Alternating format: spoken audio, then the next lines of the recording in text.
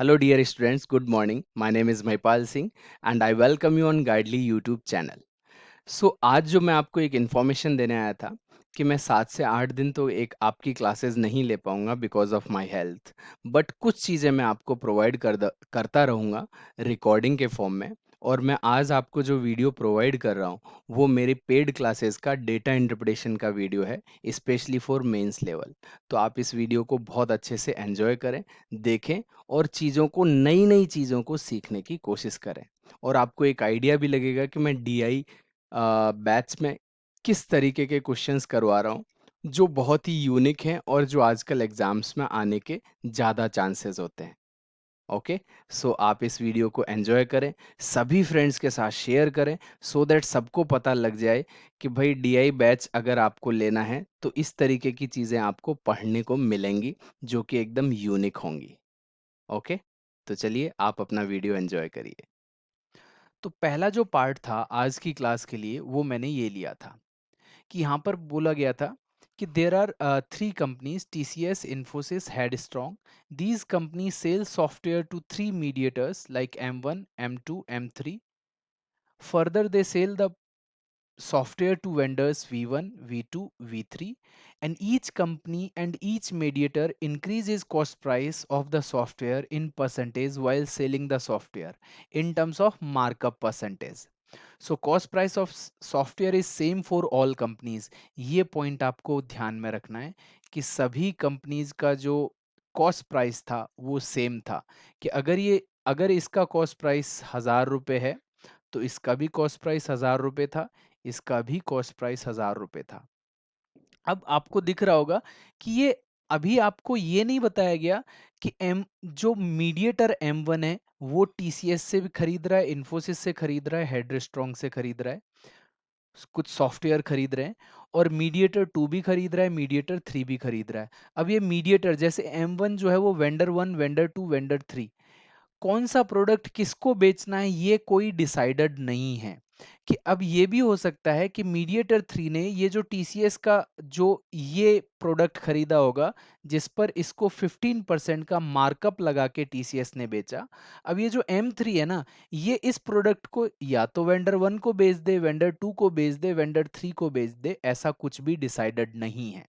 हाँ, बट ये जरूर डिसाइडेड है कि M3 जो है इसी वाली लाइन में कुछ बेचने वाला है। अगर इसको देगा तो उसने फिक्स किया हुआ है कि इस वाले बंदे को मैं 60% मार्कअप करके ही बेचूंगा, और ऐसे ही इस बंदे को दूंगा तो 20%। बट ये वाला प्रोडक्ट किसको दूंगा ये कुछ भी डिसाइडेड नहीं है। आई होप आपको थोड़ी सी क्लैरिटी आ गई होगी। तो एक और पार्ट में आपको समझा देता हूं कि जैसे मान के चलो M1 ने ये प्रोडक्ट खरीदा, तो M1 ने ये प्रोडक्ट अगर टीसीएस 1,000 रुपए में इस प्रोडक्ट को बेच रहा है, एट कॉस्ट प्राइस 1,000 रुपये, तो सबका 1,000 रुपये था। तो टीसीएस ने भी फिक्स किया हुआ है कि मीडिएटर 1 को बेचूंगा ना तो 20% बढ़ा के बेचूंगा। तो टीसीएस का जो फायदा होगा वो कितना होगा यहाँ पर 200 रुपये का। तो ये मीडिएटर 1 को कितने में बेचेगा, 1,200 में। समझ में आ रहा है। अब मीडिएटर 1 ने ये टीसीएस से खरीद लिया। अब मीडिएटर 1 जो है ये किस वेंडर को बेचेगा ये भी पता नहीं है, लेकिन ये उसने डिसाइड किया हुआ है कि वेंडर 1 को दूंगा ना तो 30% बढ़ा के बेचूंगा। तो अगर ये इस पर 30% बढ़ा के बेचता तो 360, तो ये 1560 में इसको बेचता। अगर इसको बेचता तो 40% बढ़ा के बेचता, और इसको बेचता तो 20% बढ़ा के बेचता। बट ये डिसाइडेड नहीं है कि ये वाले प्रोडक्ट को ये हमेशा इसी को ही सेल करेगा। राइट, तो ये वाला प्रोडक्ट अगर ये इन्फोसिस से खरीद रहा है तो इन्फोसिस से खरीदने के बाद किस वेंडर को बेच रहा है ये डिसाइडेड नहीं है। बट हाँ, जिसको भी बेचेगा उसका फिक्स पार्ट है कि इसको बेचेगा तो इतना बढ़ा के, इसको बेचेगा तो इतना बढ़ा के, इसको बेचेगा तो इतना मार्कअप बढ़ा के ही बेचेगा। समझ में आ गया होगा। तो पहला क्वेश्चन आपका है, और इसको बहुत ध्यान से समझ लेना, यही बात इसमें समझने वाली थी। ये ग्राफ बहुत ही कॉम्प्लिकेटेड है, मेंस लेवल का पार्ट है, लोगों को यही समझ में नहीं आता कि इस क्वेश्चन में करना क्या है। तो आपसे पहला क्वेश्चन क्या पूछ रहा है, what is the maximum markup price to vendors for the software if the cost price of software is 5 lakh.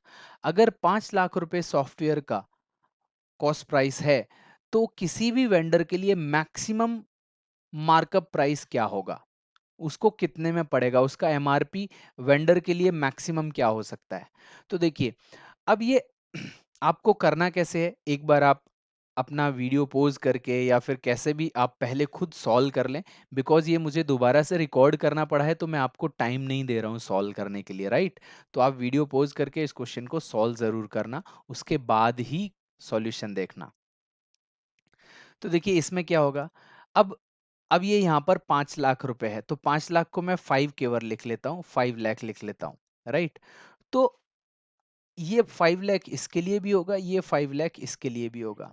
तो देखिए एक्चुअल में ये करना क्या है आपको, देखिए maximum maximum successive percentage change जहां पर मिल जाएगा वहीं पर वेंडर का प्राइस मैक्सिमम हो जाएगा। जैसे मान के चलो, जैसे मैं आपको बता रहा था, एक एग्जांपल देता हूं कि अगर 1,000 रुपए के अकॉर्डिंग करता हूं कि टीसीएस सबका जो कॉस्ट प्राइस है वो 1,000 रुपए है, तो मैक्सिमम किसके लिए पड़ेगा, जो 1,000 रुपए पर मैक्सिमम होगा वही 5 लाख पर भी मैक्सिमम देगा ना। तो मान के चलो M1 ने ये 20% इंक्रीज करके खरीद लिया, तो M1 ने 20% का इंक्रीमेंट हुआ, तो M1 अब किसको बेचेगा, या तो इसको या तो इसको या तो इसको।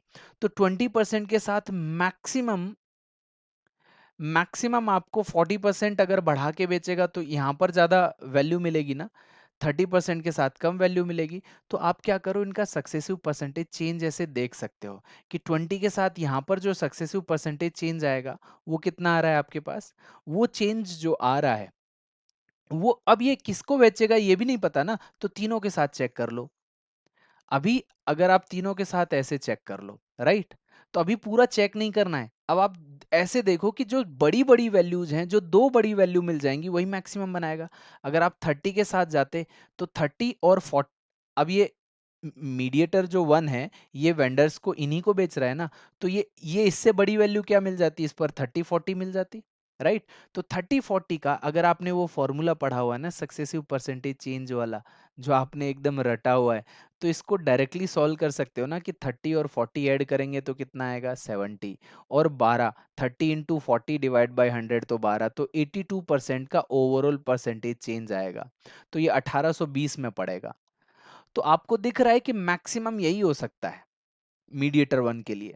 मीडिएटर टू अगर वेंडर वन वेंडर टू को बेचता है तो 40 पर अगर 40 भी मान लेना, तो 40 पर 40 भी मान लें तो 80, 80 प्लस आपका 1696 बनेगा। अब आप मीडिएटर थ्री पर आ जाओ, ये वाला पार्ट ये इसके साथ बेचे, इसके साथ बेचे, इसके साथ बेचे, पता नहीं है, बट मैक्सिमम 15 के इस वाले पार्ट के साथ नहीं मिलेगा। अगर ये वाला जो पार्ट है ये 25% है, ये 25% इसके साथ जाएगा, तो 25% 85 प्लस 15 आपका ये आपका 100% मार्कअप बनाएगा। 20 इसके साथ तो कम बनाने वाला है। तो मार्कअप मैक्सिमम कहां बनने वाला है, जब मीडिएटर ये वाला प्रोडक्ट इस प्राइस पर तो खरीदने वाला है, राइट? और ये इसको बेच दे। अब ये जरूरी नहीं है कि ये वाला प्राइस ये इसको बेचेगा, ये इसको ये जो मीडिएटर है, ये मीडिएटर जो है, मीडिएटर के लिए ये थोड़ी कहा गया था कि मीडिएटर अगर इंफोसिस से खरीदेगा तो केवल वेंडर टू को बेचेगा, इंफोसिस से खरीदेगा तो केवल वेंडर वन, और अगर हेडस्ट्रॉम से खरीदेगा तो केवल वेंडर इसको बेचेगा, ऐसा तो कुछ भी नहीं बोला गया। दैट मीन्स ये थोड़ा सा आपको देखना था, बस ऑब्जर्वेशन बेस्ड क्वेश्चन है, समझ में आ रहा है? तो मैक्सिमम कहां हो सकता था, या तो ये 40 के साथ 40 पर बेच देता मीडिएटर टू, वेंडर थ्री को बेच देता, राइट? क्योंकि मीडिएटर टू इस लाइन में किसी को भी बेच सकता है, और मीडिएटर थ्री इस लाइन में इंक्रीज करके खरीदेगा। अब अगर इन्फोसिस से 25% इंक्रीज करके खरीद ले और 60% इंक्रीज करके इसको बेच दे तो सबसे मैक्सिमम एमआरपी तो यही होगा। तो अब ये 5 लाख है तो 100% का इंक्रीमेंट हो रहा है तो 10 लाख आंसर आ जाएगा। समझ में आ रहा होगा? दूसरा क्वेश्चन कर। सो पहला क्वेश्चन आपने बड़े आराम से कर लिया था। अब नेक्स्ट क्वेश्चन जो पार्ट है उसमें हमें क्या पूछ रहा है कि मिनिमम की बात कर रहा है, मिनिमम की बात कर रहा है कि what is the minimum marked price to vendors for software if cost price is 50,000। तो हमें कॉस्ट प्राइस से तो कोई मतलब नहीं है, कॉस्ट प्राइस कितना भी रहे सबका बराबर है। हमें बस ये देखना है कि मैक्सिमम जो मार्कअप बन सकता है दो सक्सेसिव परसेंटेज चेंज से, वो कहाँ बन सकता है। तो अगर आप ध्यान से देख रहे होंगे तो आप यहाँ से देखोगे ना कि यहाँ पर 2020 और ये इस वाली लाइन में तो M1 किसी को भी खरीदे, M1 यहाँ से कोई भी प्रोडक्ट खरीदे और इनको बेचे तो मिनिमम यहाँ पर नहीं हो सकता। क्यों नहीं हो सकता? क्योंकि यहाँ पर 10 अवेलेबल है और यहाँ पर 15 अवेलेबल है। तो अगर M2 10 के साथ खरीदे, राइट, और M2 किसको बेच सकता है? या तो इसको बेच सकता है, या तो इसको बेच सकता है, या तो भी इसको बेच सकता है। तो इसको बेचेगा तो मिनिमम बनेगा ना। तो ये 21% का हाइक देगा, तो एमआरपी में चेंज क्या आएगा? 21% का। क्योंकि 10% यहाँ पर बढ़, तो मतलब अगर 100 रुपये कॉस्ट हो तो ये 110 हो जाएगा। फिर 110 पर वापस से 10% बढ़ेगा, तो ये जो वेंडर वन के लिए जो एमआरपी बनेगा वो 121 रुपये बनेगा। तो एक तो ये हो सकता है, इसके अलावा तो और कुछ होगा नहीं, क्योंकि बाकी तो बड़ी वैल्यू है। और एम अगर M3 है आपके पास, M3 अगर ये है आपके पास, ये 15% है, ये 25% है, ये 20 है, और यहाँ पर तो कोई भी, यहाँ पर 10-10 ही तो मिनिमम दे सकता है। 15-10 मिलेंगे तो ये तो 25% से बड़ा हो जाएगा ना, राइट। लेकिन कुछ, अगर अगर आप ना YouTube पर इस वीडियो को देखोगे ना, तो YouTube पर इस ऐसा ही एक क्वेश्चन किसी ने कराया हुआ है, नाम मुझे नहीं पता, किसी ने मुझे लिंक भी भेजा था, राइट। तो उसने क्या किया हुआ है, उसने यहाँ पर उसने ऐसे किया हुआ है, ये इसके साथ फिक्स हो गया, ये इसके साथ फिक्स हो गया, ये इसके साथ फिक्स हो गया, और उसने यहीं से पहले वाले क्वेश्चन का भी आंसर यहाँ से ऐसे निकाल रखा था। तो ये तो एकदम सरासर गलत हो गया। तुक्के से आपका आंसर सेम आ रहा है कि 100% का ग्रोथ हो रहा है। अरे ये मीडिएटर किसने खरीदा था? ये मीडिएटर वन ने खरीदा था, और आप किसको देने वाले हो? और ये मीडिएटर थ्री बेच रहा है। तो मीडिएटर वन खरीद ले और मीडिएटर थ्री बेच दे, ऐसा थोड़ी होगा। हाँ, ये नहीं पता कि मीडिएटर वन ने ये टीसीएस से जो खरीदा है ये किस वेंडर को बेच सकता है, ये नहीं पता। तीनों में से किसी एक को बेच सकता है, ये तो साफ साफ दे रखा है। तो ये मीडिएटर वन ने खरीदा है, ये इसको ऐसे दे देगा, तो फिर तो सारा गलत हो जाएगा ना मामला। पूरा क्वेश्चन का पैटर्न ही गलत हो जाएगा। समझ में आ रहा है? तो बहुत सारी जगह आपको गलत गलत भी पढ़ाया हुआ है, राइट। कैट का क्वेश्चन तो ले आएंगे लेकिन उनको पढ़ाना नहीं आएगा फिर। आई होप आपको समझ में आ रहा है। तो कई जगह ऐसे ब्लंडर्स हो रखे हैं यूट्यूब पर, आप वो थोड़ा ध्यान से पढ़ें। समझ में आ रहा है? तो अब आप देखो उसने क्या किया हुआ था। जो क्वेश्चन आपको मुझे भेजा किसी ने, तो उस लिंक में क्या दे रखा था, ये इसके साथ मिनिमम 32% बना रहा है। उसने 10% के साथ किसको बना रखा था? 40 के साथ, कि ये तो ना आपका 54% बनाएगा। अरे M2 खरीद रहा है, M2, और बेच किससे रहे हो आप? M1। तो ऐसा पॉसिबल है क्या? M2 ने खरीदा है तो ये M2 अपने ही वेंडर्स को बेचेगा ना। वो कोई M1 के वेंडर को जाके थोड़े ही बेचाएगा और उसके रेट पर थोड़े ही बेचाएगा। तो ये चीजें आपको ध्यान में रखनी है। तो मिनिमम कॉस्ट क्या आएगी? तो मिनिमम कॉस्ट आएगी, आप 50,000 में उसका 21% और ऐड कर दो, तो इसका 21% कितना होगा? 10,500। तो आपका जो आंसर आ जाएगा वो 60,500 आ जाएगा। तो आंसर होगा ये। समझ में आ रहा है ना कि मीडिएटर जो ये वाला पार्ट है ना 10%, और ये वाला पार्ट मीडिएटर, तो मीडिएटर टीसीएस से खरीद ले और वेंडर वन को बेच दे तो मिनिमम एमआरपी बनेगा। तो वेंडर V1 के लिए मिनिमम एम, अगर ये भी पूछ रहा होता ना कि for which vendor the minimum MRP is there, तो आंसर क्या होता आपका? V1। और पहले वाले क्वेश्चन में भी आपका आंसर अगर होता मैक्सिमम किसके लिए बनेगा, तो मैक्सिमम तो बनेगा V1 वेंडर के ही लिए। तो उसका आंसर कोइंसिडेंटली सही आ गया होता, लेकिन ये आया इससे था कि M3 ने 25% पर बेचा, और यहाँ पर इसको खरीदा, और यहाँ पर V1 को बेच दिया। तो दोनों क्वेश्चन का डिफरेंस समझ में आ रहा होगा।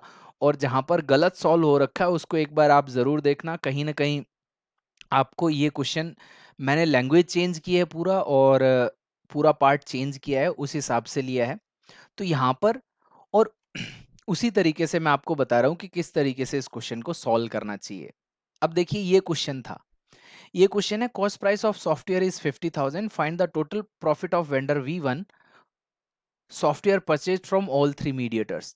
तो V1 ने ऑल थ्री मीडिएटर से किस किस रेट पर खरीदे हैं? ये 30% पर खरीदा है, 10% पर खरीदा है, और 60% पर एमआरपी पर खरीदा है, मतलब एमआरपी बढ़ा के मार्कअप पर। 60% मार्कअप बढ़ाने के बाद खरीदा, फिर जो भी उसको कॉस्ट प्राइस पड़ा होगा उसको उसको इतना बढ़ाने के बाद ये खरीदा गया है।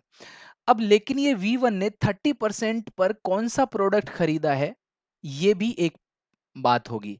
तो कुछ वहां पर क्या हुआ, किस तरीके से फिक्स किया हुआ है कि ये M1 ने ये प्रोडक्ट ना इसको बेच दिया, तो यहाँ पर जो एमआरपी बन रहा है आपका, तो यहाँ पर मार्कअप जो बन रहा है, देखो एमआरपी तो लागत मूल्य तो आपको दे रखा था, तो यहाँ पर ये इसको कितना पड़ा वो आपको दे रखा था, राइट।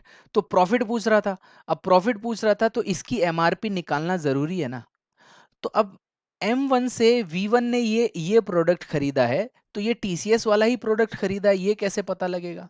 ये इन्फोसिस वाला ही तो आज जब मैं क्वेश्चन करा रहा था तो किसी किसी ने ये मेरे से पूछा कि ये पता कैसे लगेगा, देन आई रियलाइज कि जो कर रहे थे अभी तक वो गलत है। समझ में आ रहा है?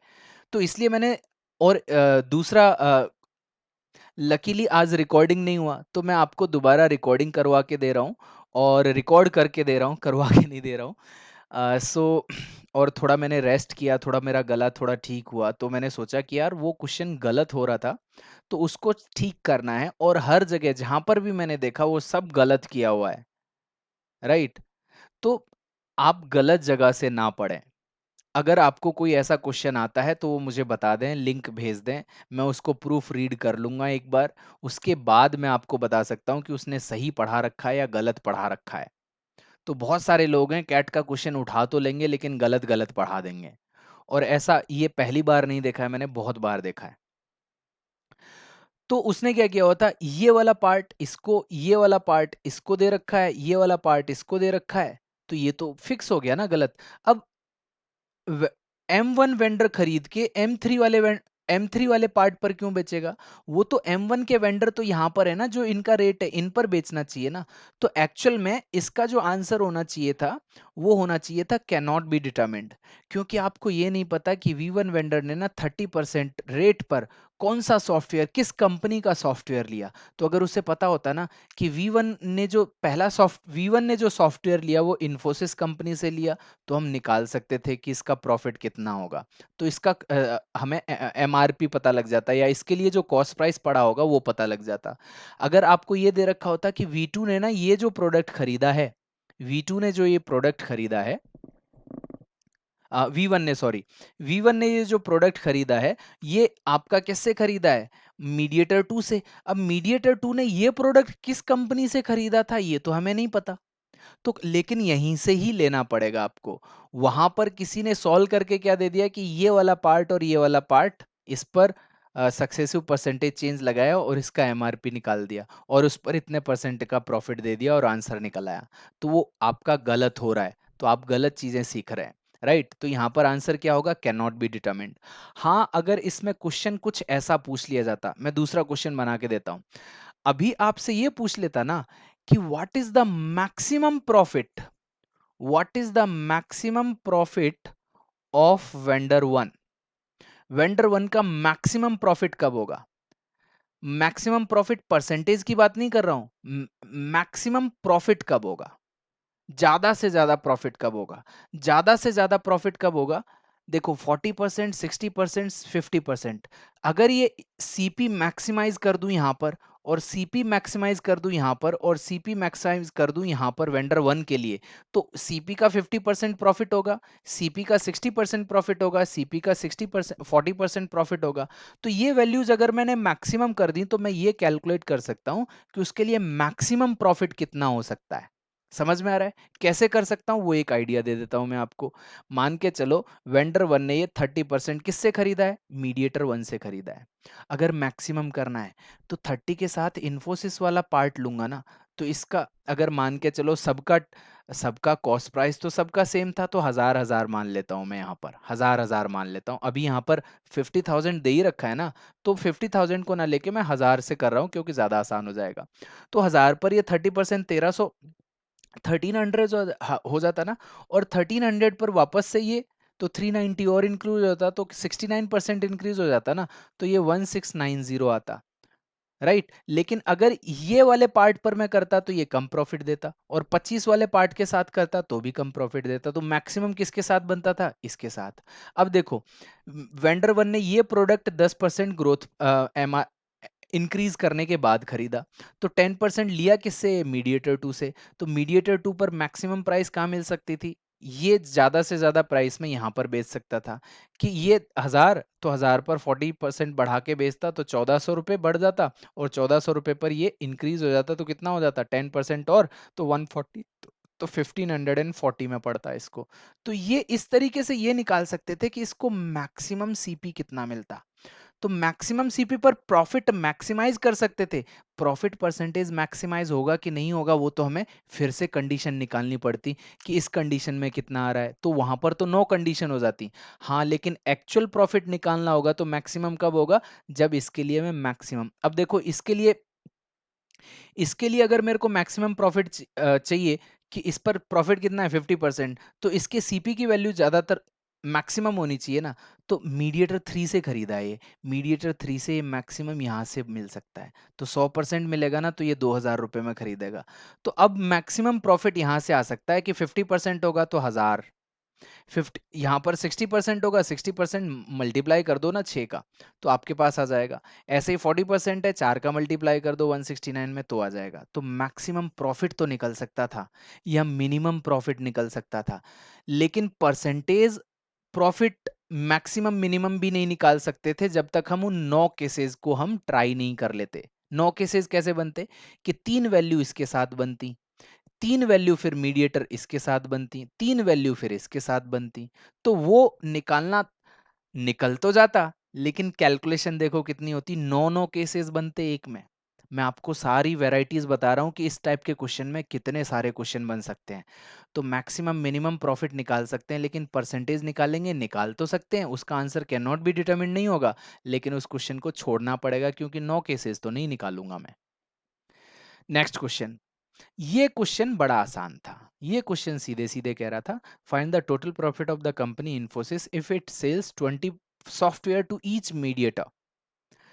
तो हर एक मीडिएटर को, तो ये जितने, और हर एक का कॉस्ट क्या है 60,000, तो इसको 60,000 में 30% ऊपर करके बेचेगा, तो यहाँ पर आपका 18,000 प्रॉफिट आएगा एक सॉफ्टवेयर पर, और हर किसी को 20 सॉफ्टवेयर बेचे है ना, तो 20 का मल्टीप्लाई तो कॉमन नहीं होने वाला है, और 20% तो 12,000 कर दो, प्लस यहाँ पर 25% है, तो 25% इसका 1/4 निकालना है, तो वो कितना हो जाएगा 15,000। तो ये आपका 45,000 आ रहा है ना, 45,000 को 20 से मल्टीप्लाई करेंगे आप, तो 45,000 को 20 से मल्टीप्लाई करेंगे तो आपके पास ये वैल्यू आ जाएगी, आंसर हो जाएगा आपका बी, 9 लाख। ठीक है, क्योंकि 20 सॉफ्टवेयर खरीद रहा है। ये क्वेश्चन, इसमें कोई डाउट नहीं था, ये एज इट इज हो जाता। अब इसमें कोई कंफ्यूजन नहीं है किससे खरीदा किससे नहीं खरीदा, बोल रहा है तीनों मीडिएटर से खरीदा था और तीनों का रेट फिक्स है। समझ में आ गया, यही क्वेश्चन है वो सेम। अब नेक्स्ट वाला पार्ट जो है यहाँ पर ये वो बोल रहा है आपको, अब देखिए ये क्वेश्चन भी उस यूट्यूब के वीडियो में गलत दे रखा है, उसने गलत आंसर निकाला हुआ है, उस वाले पार्ट को आप ध्यान में मत देना कभी अगर आपने गलती से देखा हो तो। अब आपको क्या बोल रहा है, if markup percentage for vendor V1 and V2 are interchange for all three mediators, तीनों मीडिएटर्स के लिए V1 और V2 की वैल्यू चेंज हो गई, इंटरचेंज हो गई, मतलब क्या हो गया, ये 40 वाला पार्ट इधर आ जाए और ये 30 वाला पार्ट इधर हो जाए, ये 25 वाला पार्ट इधर आ जाए, 10 वाला इधर हो जाए, 20 इधर आ जाए और 60 इधर हो जाए, तो आपसे पूछ रहा है उच्चतम चिन्हित मूल्य, तो फिर मैक्सिमम एमआरपी क्या होगा।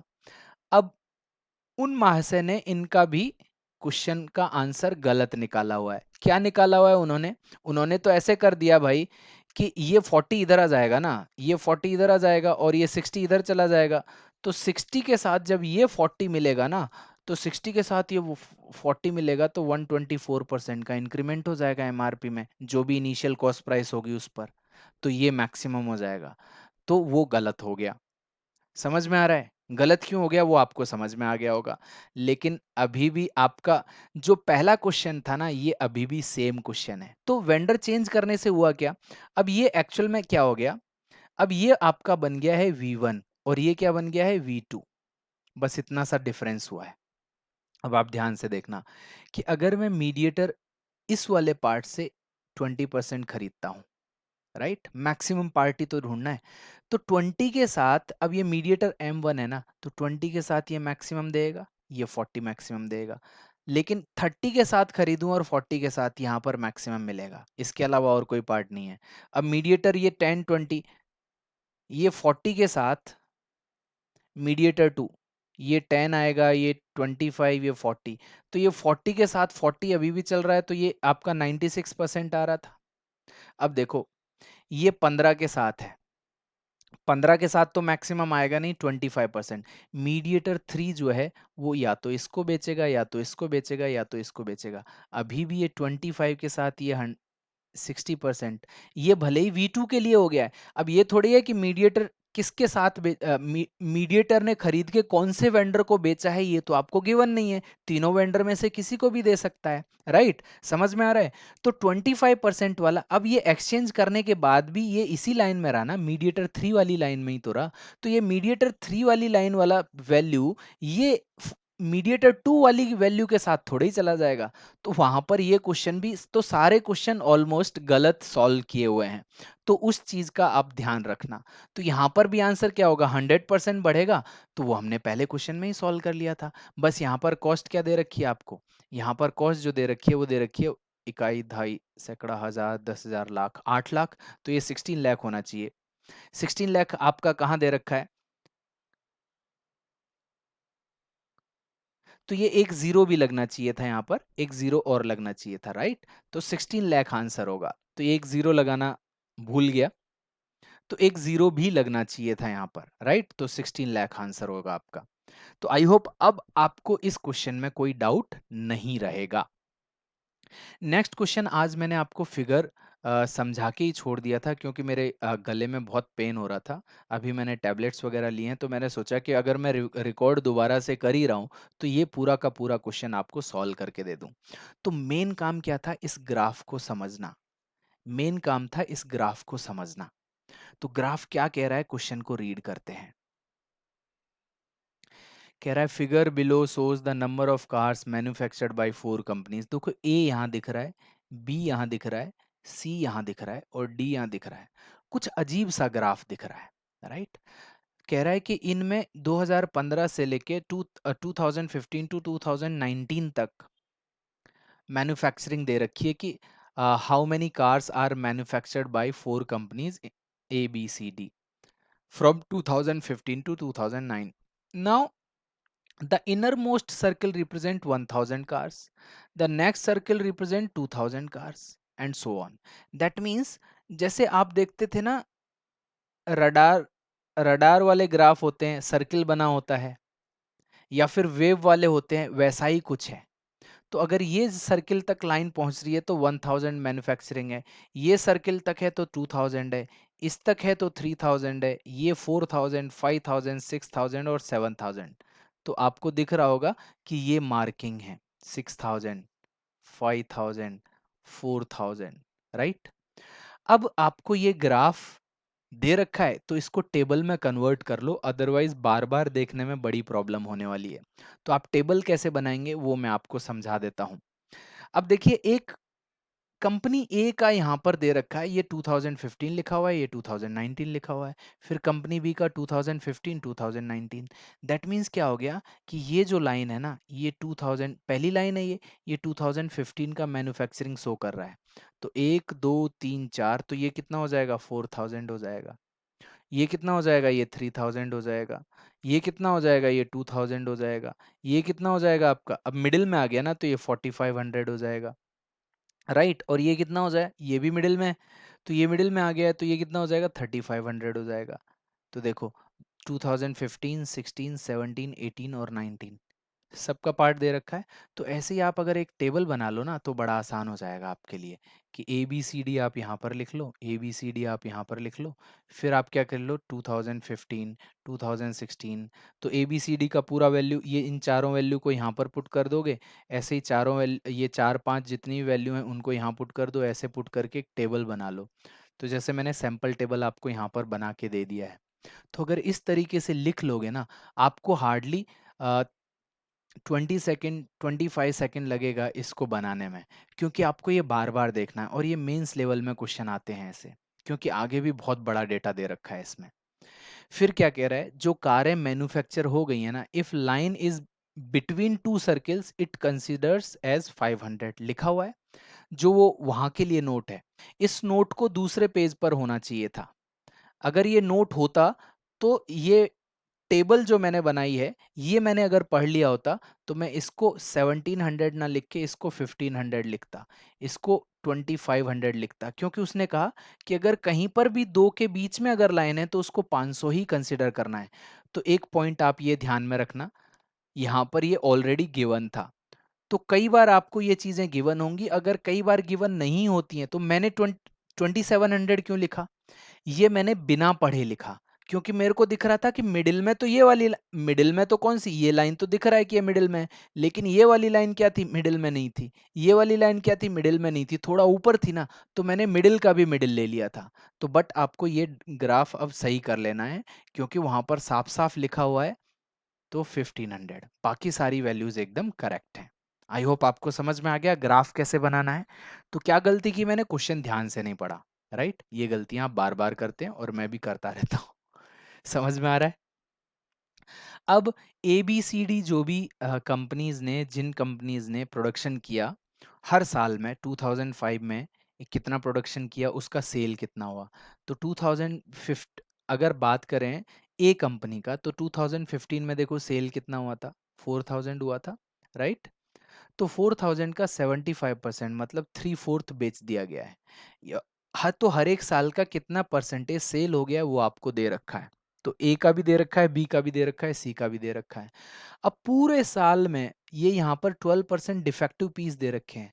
तो ये पूरे साल के डिफेक्टिव पीस हैं कि ए और बी और सी और डी सब ने मिला के जो डिफेक्टिव पीस बनाए वो 12% है, राइट। तो पहला क्वेश्चन अब हम देखते हैं। पहला क्वेश्चन आपकी स्क्रीन के सामने है। तो आपको क्या करना था, आपको इसी वाले पार्ट में ना ऐसे ऐड कर लेते, उस टेबल को आप क्या करो, इसी वाले पार्ट में ऐसे ऐड कर दो, मान के चलो ए बी सी डी यहाँ पर लिख दोगे ए बी सी डी। तो मैन्युफैक्चरिंग यहाँ पर कितना हो रहा था, 4000, मैन्युफैक्चरिंग, ये मैन्युफैक्चरिंग वाला पार्ट है। तो ये आप हमेशा पहले ही बना के रख लें, क्योंकि ये पूरा का पूरा टेबल आपको हर क्वेश्चन में रिक्वायर्ड होगा। तो समझ में आ गया। चलिए बात करते हैं आगे। कह रहा है कि अब देखो कितना क्वेश्चन बड़ा है।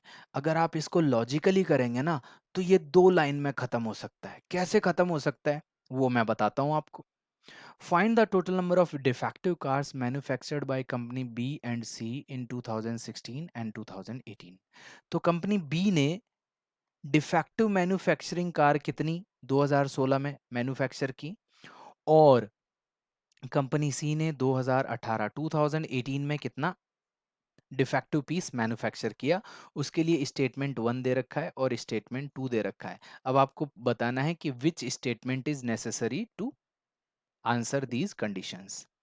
तो अब आप देखो कि नम स्टेटमेंट 1 से क्या क्या इंफॉर्मेशन है। Number of defective cars manufactured in to.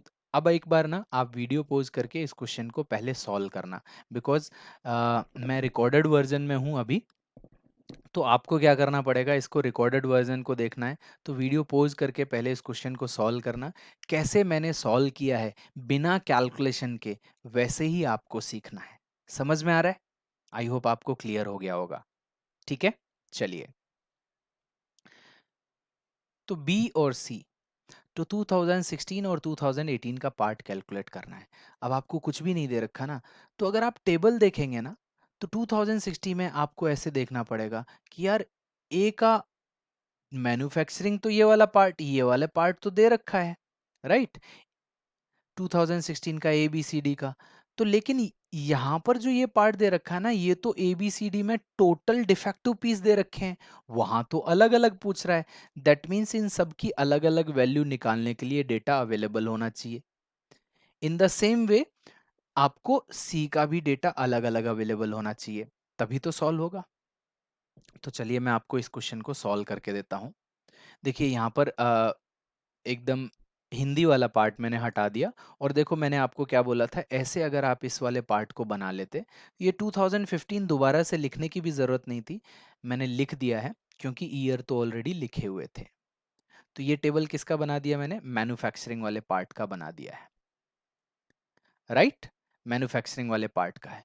तो मेरा पिक्चर अभी सामने आ रहा है, तो इसको मैं हटा देता हूं। अब आप आराम से इस क्वेश्चन को सॉल्व करना। तो सॉल्व करना मैं बता रहा था आपको। तो देखिए 2016 में कंपनी बी, तो बी इज 50 मोर, देखो डिफेक्टिव कार्स के बारे में, तो एबीसीडी का डिफेक्टिव कार्स के बारे में अलग अलग जानकारी होनी चाहिए ना, तो एबीसीडी की डिफेक्टिव जानकारी ले लेते हैं, क्योंकि टोटल तो हमें दे रखा है। टोटल कितना दे रखा है? 16%। टोटल यहां पर कितना दे रखा है? 16%। समझ में आ रहा है? Total defective, percentage of defective cars, जो जितनी भी मैन्युफैक्चर हुई उसका टोटल आपको दे रखा है। समझ में आ गया?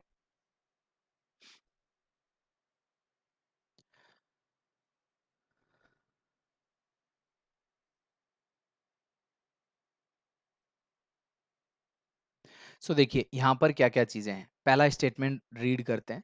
Number of defective cars manufactured in 2016 by company B is 50 more than the company C and 150 less than company A. Right?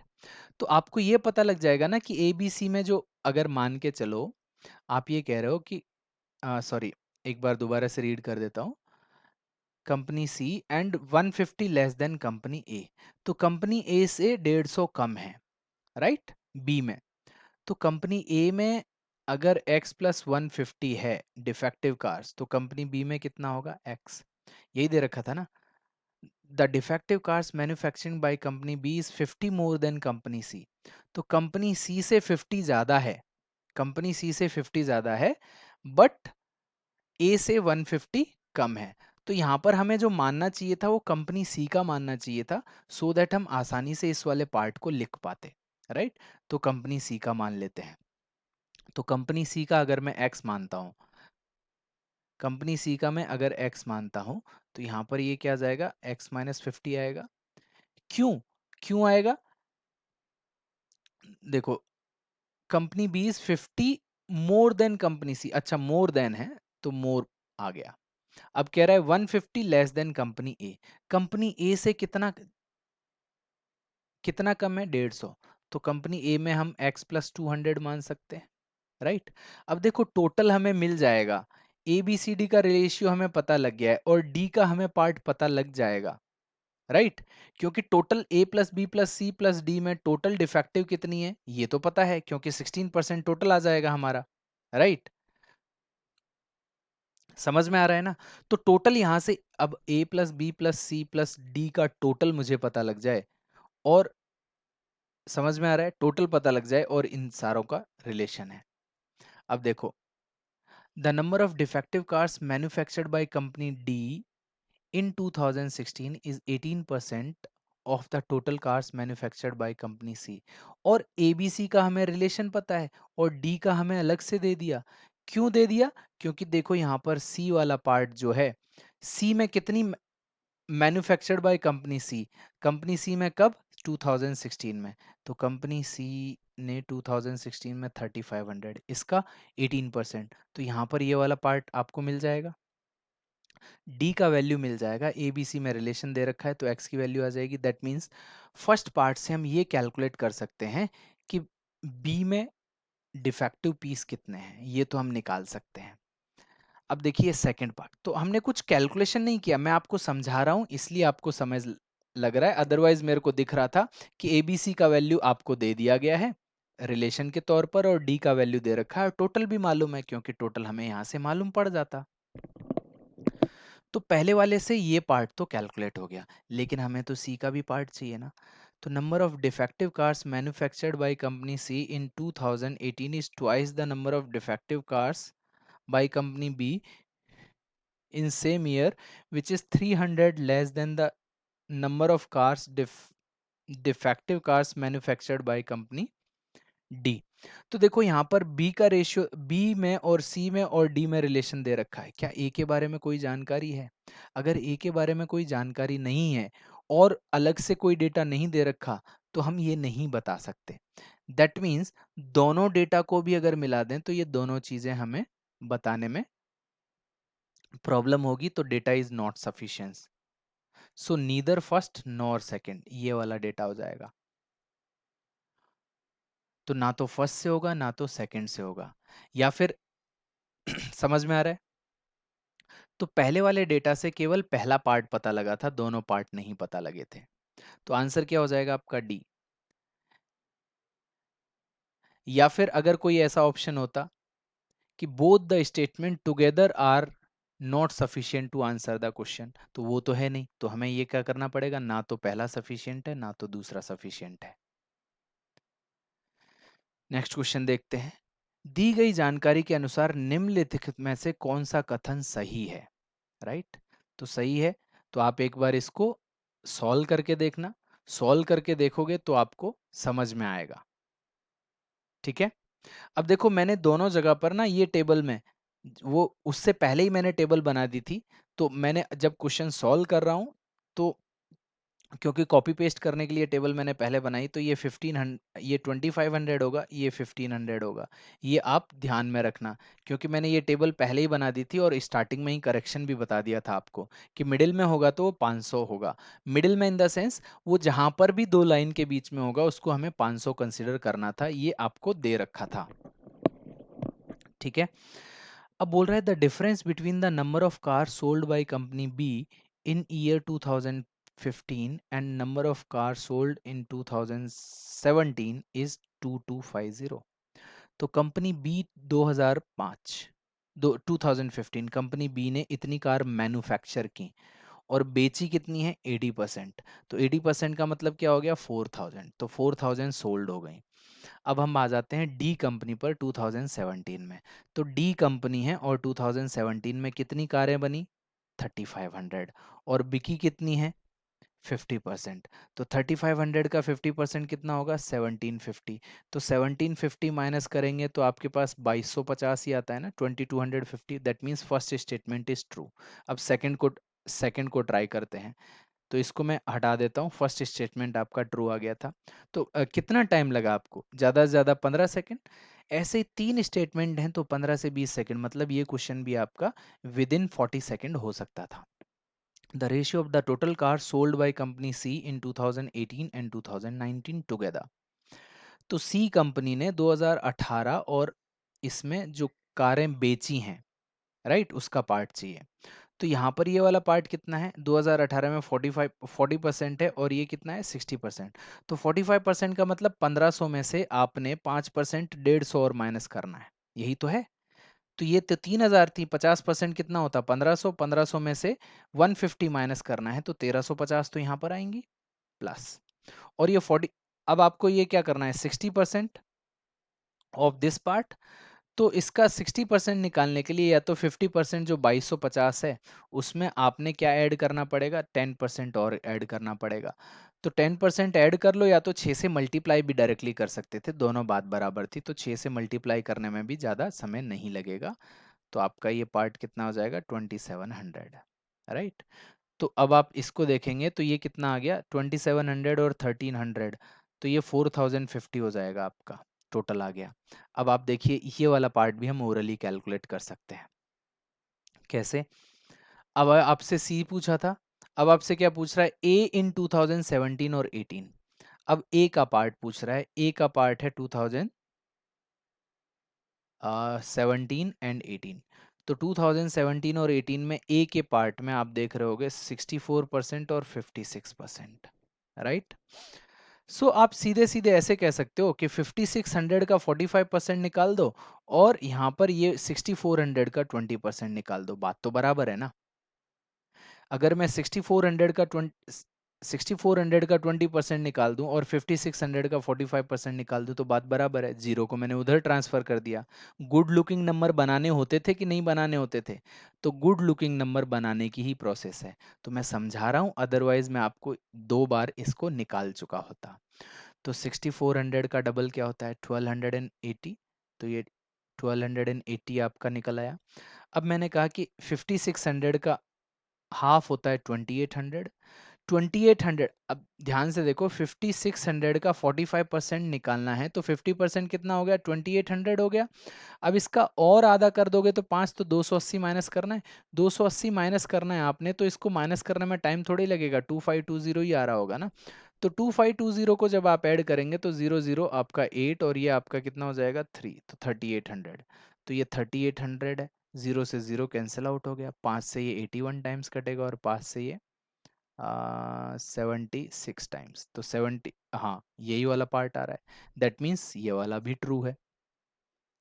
देखो कैलकुलेटिव है, मेंस लेवल का क्वेश्चन है, इसमें कोई डाउट नहीं है, लेकिन मेंस में आपने देखा होगा, आपको मैं एक आइडिया दे देता हूँ, मेंस में आपको टाइम से घबराने की जरूरत नहीं है। मेंस में 2019 में ना, आईबीपीएस पीओ की बात कर रहा हूँ, आई थिंक 3.5 और 5 के आसपास कट ऑफ था, सेक्शनल कट ऑफ। अगर आपने 20 मिनट में 10 क्वेश्चन भी करेक्ट किए होते, राइट, 20 मिनट में 10 क्वेश्चन भी करेक्ट किए होते तो भी कोई फर्क नहीं पड़ेगा। तो कैलकुलेशन आप इजी करो, टाइम लेके कर लो, लेकिन आपकी एक्यूरेसी बहुत हाई होनी चाहिए। अब total number of cars manufactured by company A and be in 2015, ए और बी ने 2015 में 9000 बनानी है, इज इक्वल टू व्हाट, 2018, 2018 में 9, तो ये करेक्ट नहीं है। तो आपका both first and second option थे, तो both the options first and second were correct. In which of the following year, अब देखो पहले दो क्वेश्चन ना बड़े ही बेकार से दे रखे थे इसमें, उसके बाद ऐसे आसान क्वेश्चन आने लगे कि जितनी देर में पहले दो क्वेश्चन हुए उससे कहीं कम समय में बाकी के तीन क्वेश्चन सॉल्व हो जाएंगे। कैसे हो जाएंगे? In which of the following year the manufacture of defective cars manufactured is minimum is given years. Okay, defective cars निकालनी है। Which of the following year the manufacture number of defective cars manufactured is minimum in the given years, right. तो minimum किस में है? तो total मिला के आपका टोटल 12% है, ये 16% है, ये 25%, 24%। तो ऐसे अगर मैं देखता, अगर ये टोटल सबका बराबर होता, तो मैं सीधे सीधे यही कह देता कि 2015 में ही मिनिमम है, क्योंकि परसेंटेज मिनिमम यही है। लेकिन फिर भी चांसेस इसी के हैं, मैं तीन ही वैल्यू चेक करूंगा, इससे अलावा चेक नहीं करूंगा, या तो ये वाला पार्ट, या तो ये वाला पार्ट, या तो ये वाला पार्ट, क्योंकि ये तो डबल डबल वैल्यूज हैं। इनमें अगर एक बार के लिए ये सम भी कम हो गया तो भी कोई फर्क नहीं पड़ेगा, राइट। क्योंकि आधा तो नहीं हो जाएगा सम, आधे से तो ज्यादा हर जगह मुझे दिख रहा है, ऑब्जर्वेशन बेस्ड क्वेश्चन है। तो देखिए, ये 12,000 है, ये 15,000 है, ये 2,000 है और ये 6,000 है, तो टोटल मिला के कितना हो गया? टोटल मिला के अगर आप देखें तो ये 17,000 हो गया। 17,000 का 12% कितना होगा? तो 170 इंटू 12 ही तो करना था आपने। तो ये आपका जीरो आ गया, ये आपका कितना हो गया? 12, 12 सत्ते 84 होता है, तो 2040 आपका टोटल डिफेक्टिव पीस निकलते 2015 में। अब देखो यहाँ पर जो वैल्यू है ना, ये 16% है, तो 16% किसका? तेरह, 3,000। अब ये 2750 नहीं रहा, अब ये 2500 हो गया था, आपको मैंने बता दिया था ना, ये 1500 हो गया था। तो ये देखो आप, 3500 और 2500, देखो ये 7,000, तो ये भी 7,000, नहीं ये 6,000, तो ये 13,000 है। अब 13 इंटू अगर 16 करोगे ना, क्यों एक जीरो लगेगा, तो 13 छिक्के 78 होता है, 7 कैरी फॉरवर्ड हो गया, राइट, 13 छिक्के 78, 7 कैरी फॉरवर्ड 13, तो ये 2080 आ रहा है, राइट। तो अगर ये भी आप, अब देखो यहाँ पर इसका तो एडिशन भी कम था और ये 16% था, तो ये डेफिनेटली बाकी के तो तीन ज्यादा ही आने वाले हैं, क्योंकि इसका एडिशन उतना कम नहीं है। देखो यहाँ पर ये कितना हो रहा है? 6,000, और ये कितना हो रहा है आपका? तो 14,000 के आसपास तो ये भी हो रहा है, और ऊपर से वैल्यू बढ़ी है, तो ये तीन चेक करने की जरूरत नहीं थी, इन्हीं दो से आंसर आ गया। दैट मीन्स आंसर होता आपका 2015 में सबसे कम मैन्युफैक्चरिंग डिफेक्ट वाले पार्ट्स बने हैं। तो यहां पर क्या दिया गया है? Find the total number of car sold by company C in the given years. तो सी ने टोटल नंबर ऑफ कार्स बेची कितने हैं? तो सी का यहां पर केवल आपको परसेंटेज दिख रहा है, और डी का यहां पर केवल परसेंटेज दिख रहा है, तो आपको टेबल की जरूरत पड़ेगी। तो सॉल्व कैसे करना है? देखना, ऑब्जर्वेशन, आप क्या करना, सबसे पहले इसको सॉल्व करना, वीडियो को पॉज करके क्वेश्चन को सॉल्व करना, उसके बाद ही सॉल्यूशन देखना। समझ में आ रहा है आप लोगों को? सॉल्यूशन कब देखना है? उसके बाद ही देखना है। मैं आपको डायरेक्टली सॉल्यूशन बता रहा हूं कैसे करना था। ऑब्जर्वेशन बेस्ड था कि अगर आप सी कंपनी का देखते, तो डेटा 2000, 3500, 2500, 3000, यहाँ पर डेटा देखो 3 टाइम्स, ये भी मोर है, ये भी मोर है, ये भी मोर है, केवल एक वैल्यू, और इसके परसेंटेज भी देख लो, सी के परसेंटेज भी ऑलमोस्ट ज़्यादा ही ज़्यादा हैं। तो सॉरी, डी के परसेंटेज देखो 85%, तो ये थोड़ा सा डिफरेंस था, लेकिन यहाँ पर तो ये थ्री वैल्यू आपका 3 टाइम्स ज़्यादा है डी का। तो डी के परसेंटेज भी ज़्यादा हैं या ऑलमोस्ट बराबर है, लेकिन वैल्यू जो है वो बहुत ज़्यादा है। तो डेफिनेटली डी का ही सोल्ड पार्ट ज़्यादा आएगा। तो आप ऑब्जर्व ऑब्जर्व करके ही बता सकते थे कि क्वांटिटी 2 जो है वो क्वांटिटी 1 से बड़ी होगी, कैलकुलेशन नहीं करनी थी। अब आ जाते हैं, in which of the following company has the maximum increase percentage in 2018 from the previous year. Again observation based question है, एक बार आप खुद सॉल्व करिए, उसके बाद मैं आपको सॉल्यूशन बताऊंगा। आई होप आपको सारी चीजें क्लियरली समझ में आ रही हैं। सो अभी तक सारी चीजें आपको समझ में आ रही होंगी, और ये भी समझ में आया होगा कि बहुत सारी जगह पर लोग बहुत सारा गलत भी पढ़ा देते हैं और उसको आप सही मान लेते हैं, राइट? चलिए ये क्वेश्चन मैं आपको सॉल्व करवाता हूँ। देखिए ऑब्जर्वेशन बेस्ड क्यों बोला मैंने, ये ए डी बी और सी नन ऑफ दिस, तो सब सब में चेक करना है।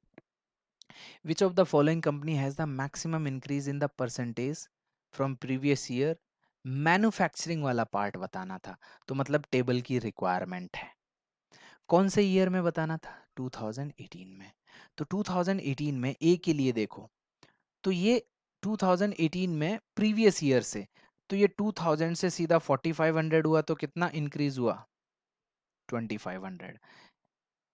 ये कितना इंक्रीज हुआ? ये आप देखो कितना इंक्रीज हुआ है, बहुत ज्यादा इंक्रीज हुआ है, 3000 से भी ज्यादा इंक्रीज हुआ है। और ये 1500 था, अभी मैंने आपको करेक्शन करके बताया था। और ये कितना था? 2500। तो 15, तो 3500 का इंक्रीज हुआ है। मैक्सिमम इंक्रीज परसेंटेज के टर्म्स में भी पूछता ना, परसेंटेज ही पूछ रहा है, तो परसेंटेज उससे निकालना भी पड़ता। तो ये और ये वाला पार्ट, ये 2500 का इंक्रीज तो है, लेकिन किस पर? बेस ईयर ये रहेगा, तो इसका परसेंटेज कम निकल के आएगा, इसका परसेंटेज भी नहीं आएगा। ये 2000 पर 2500 बढ़ा है, ये 1500 पर 3500 बढ़ा है, तो यही हो गया ना। तो आंसर क्या हो गया? बी हो गया, ऑब्जर्वेशन बेस्ड हो गया ना। तो सबसे ज्यादा यही आंसर है। तो आपने देखा होगा कि मैं सारे के सारे क्वेश्चन ज्यादातर, आपके लास्ट के 3 क्वेश्चन तो केवल ऑब्जर्व करने से किए। पहले क्वेश्चन में मैंने आपको डेटा को केवल लिख के बताया था कि ये चीजें, अगर ये डेटा गिवन है तो आपका निकलेगा कि नहीं निकलेगा, सॉल्व नहीं किया था। केवल सॉल्व कहां पर किया था? सेकंड वाले क्वेश्चन में थोड़ा सा सॉल्व करना पड़ा था। बाकी के ऑब्जर्वेशन बेस्ड क्वेश्चन था और मेंस लेवल का क्वेश्चन था। आई होप आपको क्लास बहुत अच्छा लगा होगा। आई होप आपने डीआई का पूरा सेशन देखा होगा और आपको एक आइडिया लग गया होगा किस तरीके के क्वेश्चंस मैं आपको मेंस वाले पार्ट में कराने वाला हूं। तो जो मेरा कोर्स है उसमें प्री टू मेंस सारी की सारी चीज़ें पढ़ाई जा रही हैं। तो अगर आपने एक्सप्रेस बैच खरीदा है तो डेफिनेटली सबकी क्लासेस उसमें फ्री अवेलेबल है, बट मेरा बैच डिफरेंट है बिकॉज मैं एक्सप्रेस बैच में नहीं हूं, तो आपको ये सेपरेटली खरीदना होता है, राइट? सो मैं आपको हमेशा रिकमेंड करूंगा कि एक्सप्रेस बैच के साथ ये डीआई का कोर्स भी खरीद लें, बिकॉज डीआई में रेयरली ऐसे टीचर्स आपको पढ़ा रहे हैं जिन्होंने कैट भी पढ़ाया हुआ हो, बैंक भी पढ़ाया हुआ हो और एसएससी भी पढ़ाया हुआ हो। तो ऐसे टीचर्स आपको बहुत कम मिलेंगे। गिन आप काउंटिंग कर सकते हो 1 2 3 4 5, इससे ज्यादा कहीं कुछ है नहीं, राइट? सो आपको मैं यूनिक चीजें सिखाने वाला हूँ। और जितने भी स्टूडेंट ने डीआई का बैच लिया है उनका फीडबैक यही आया है कि सर आपने एग्जाम में जो चीजें एक्चुअल में आने वाली हैं वही पढ़ा रहे हैं और उससे एक अबव लेवल जाएंगे, राइट? तो आपको ये डिसाइड करने में आसान हो जाएगा इस वीडियो को देखने के बाद कि आपने अगर कुछ नया सीखा है तो डेफिनेटली आपको ये कोर्स खरीद लेना चाहिए, क्योंकि 499 से अगर आपका सिलेक्शन हो सकता है, डीआई का डर खत्म हो सकता है, तो डेफिनेटली ये इन्वेस्टमेंट वर्थ है। सो मैं ऐसे वीडियोस आपको कुछ कुछ दिनों में प्रोवाइड करता रहूँगा जब तक मैं बहुत अच्छे से हील नहीं हो जाता। मेरे थ्रोट में थोड़ा सा पेन है, तो मैं आजकल क्लासेस 6 से 7 दिन के लिए नहीं ले पाऊंगा। ओके, सो तब तक आप एंजॉय करें लर्निंग और मेरे पुराने वीडियोस देखें, सबके साथ शेयर करें, राइट? और वो चीज़ें आप स्टडी कंटिन्यू रखें, right? Okay, bye bye and take care.